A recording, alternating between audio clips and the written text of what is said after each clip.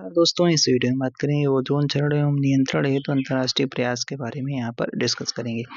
तो अगर चैनल पे पहली बार है तो कम समय में आपका अच्छा कंटेंट यहाँ पर दिया जाता है, मज़ा आ जाएगा आपको। ठीक है, चलिए सवाल यहाँ पर बात करते हैं। ओजोन दिवस किस तिथि को मनाया जाता है? ओजोन दिवस आपका 16 सितंबर को मनाया जाता है। ठीक है, 16 सितंबर को बनाया जाता है। क्यों मनाया जाता है? क्योंकि यहाँ पर 1987 में इसी दिन मॉन्ट्रियल प्रोटोकॉल पर हस्ताक्षर हुए थे, 16 सितंबर को। अगला सवाल, ओजोन परत की मोटाई मापी जाती है तो डॉप्सन यूनिट में मापी जाती है। किसमें भैया? डॉप्सन यूनिट में मापी जाती है। डॉप्सन यूनिट में मापी जाती है।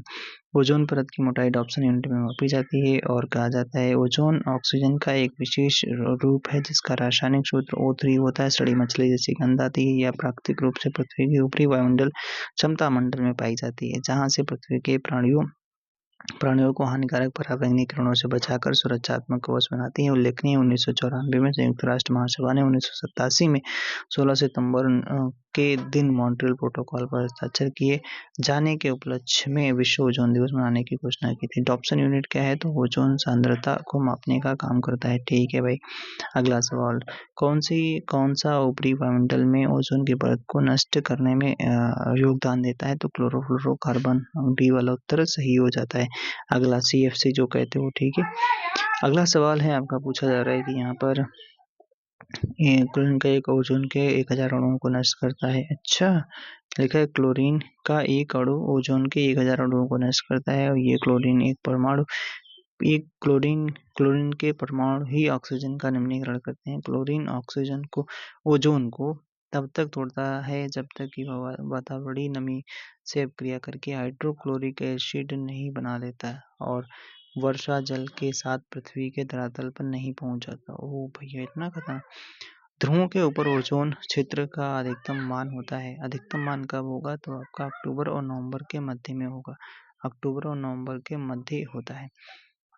बात करते हैं यहाँ पर ध्रुव के ऊपर ओजोन क्षेत्र का अधिकतम मान अक्टूबर से नवंबर के मध्य होता है। जोसेफ फॉरमैन के नेतृत्व में ब्रिटिश अंटार्कटिका सर्वेक्षण टीम ने प्राप्त सूचनाओं के आधार पर बताया कि अंटार्कटिका के ऊपर वायुमंडल में वसंत काल में ओजोन पर 40% का क्षरण हो जाता है। अच्छा, सितंबर से नवंबर। अच्छा, समताप मंडल में ओजोन के स्तर को प्राकृतिक रूप से विनियमित किया जाता है। प्राकृतिक रूप से तो नाइट्रोजन डाइऑक्साइड द्वारा आपका विनियमित किया जाता है।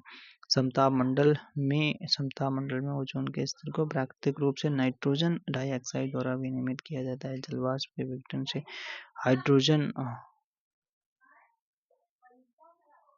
जलवाष्प के विघटन से हाइड्रोक्साइड अणु OH एवं हाइड्रोजन के एक अणु का निर्माण होता है। ये सभी ओजोन से प्रक्रिया करके स्तर में कमी लाते हैं। ओजोन अगर बात करते हैं, ओजोन गैस का विघटन प्राकृतिक प्रक्रिया द्वारा भी होता है और मानव जनित प्रक्रिया द्वारा भी होता है। प्राकृतिक प्रक्रिया में क्या आएगा? सौर कलंक यानी नाइट्रोजन ऑक्साइड। ठीक है, और पराबैंगनी विकिरण से भी होता है।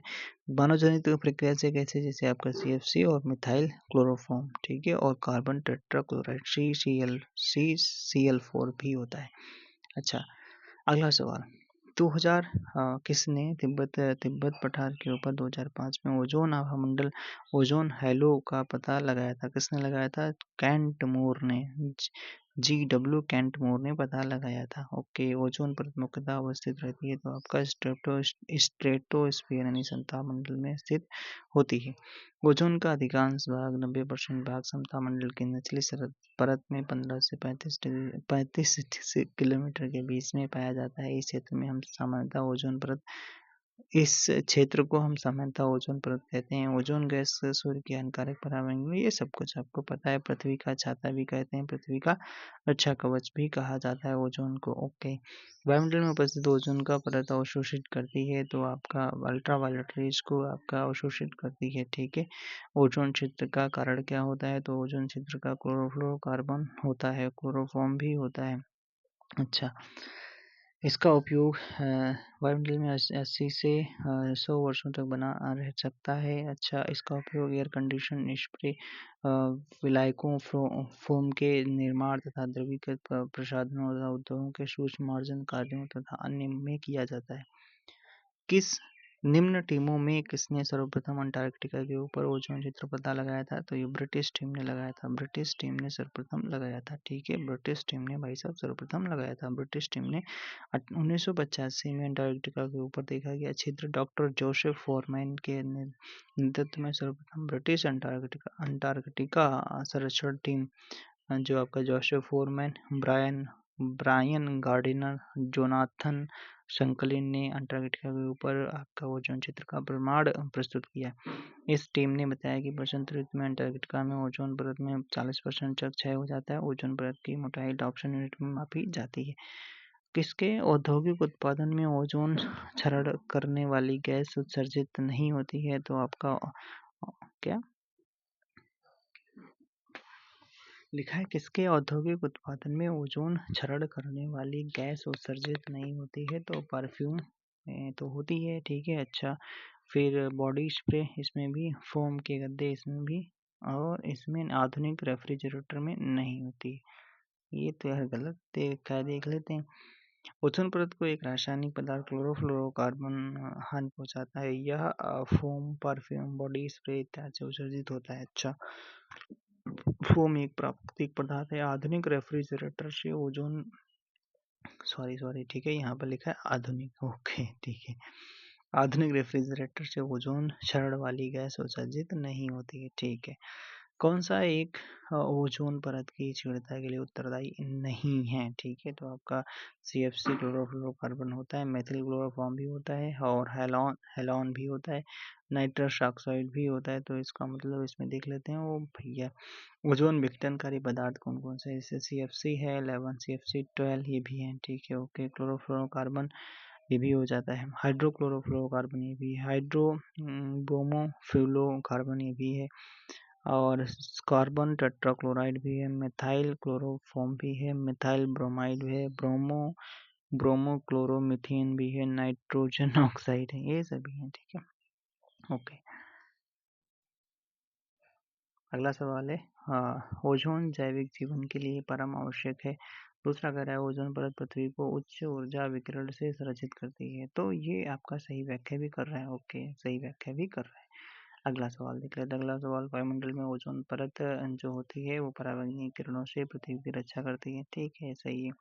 अगला सवाल, समताप मंडल में पराबैंगनी किरणें किरणें डाई ऑक्सीजन से किरणें डाई ऑक्सीजन से क्रिया करके ओजोन का आपका उत्पादन करती हैं। फिर पराबैंगनी किरणें आणविक ऑक्सीजन को विभाजित करके स्वतंत्र ऑक्सीजन परमाणु बनाती हैं, जो आणविक ऑक्सीजन से जुड़कर ओजोन बनाती है। तो ये आपका दोनों सही है, व्याख्या भी करना सही से। ठीक है, देखो दिखाया जा रहा है यहाँ पे, जब ये टूटते हैं तो ऑक्सीजन तो ये दो बन जाते हैं, फिर उसके बाद में ऑक्सीजन ये आपका ऑक्सीजन का एक, यहाँ पर ऑक्सीजन दो, ये मिलते हैं तो क्या हो जाता है, ओजोन बन जाता है। ठीक है, ओजोन से फिर ये ऑक्सीजन वगैरह बनता है। ठीक है, एक छूट जाता है। ओके, लिखा है तो सेम प्रोसेस यही लिखा है यहीं पर।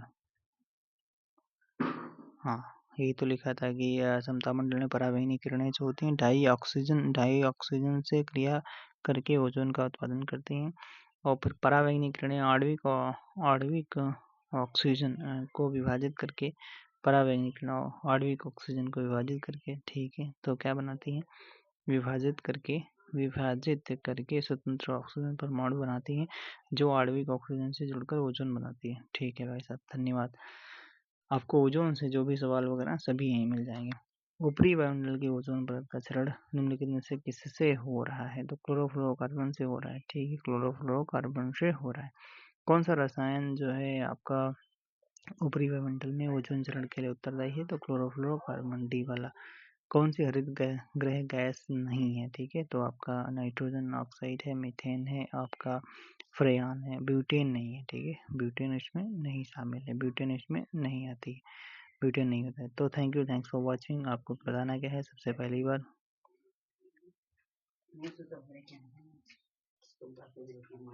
दोस्तों कमेंट बॉक्स में आपको ये बताना है कि सबसे पहली बार ओज़ोन को किसने मतलब ओज़ोन क्षेत्र को सबसे पहली बार कहाँ और किसने देखा, ठीक है? कहाँ और किसने देखा। दूसरा बताना है कि ओज़ोन की परत को सांद्रता जो किसमें मापी जाती है, किस यूनिट में मापी जाती है, ठीक है?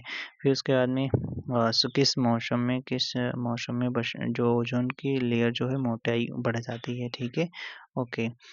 ये 3 कमेंट मतलब आपको बताने हैं, कमेंट करना है इनके तीनों क्वेश्चंस के कमेंट करना है। बाकी आप चैनल पे पहली बार आए हो सब्सक्राइब वगैरह कर लेना, आपको ऐसे ही कंटेंट मिलता रहेगा। Thank you, thanks for watching.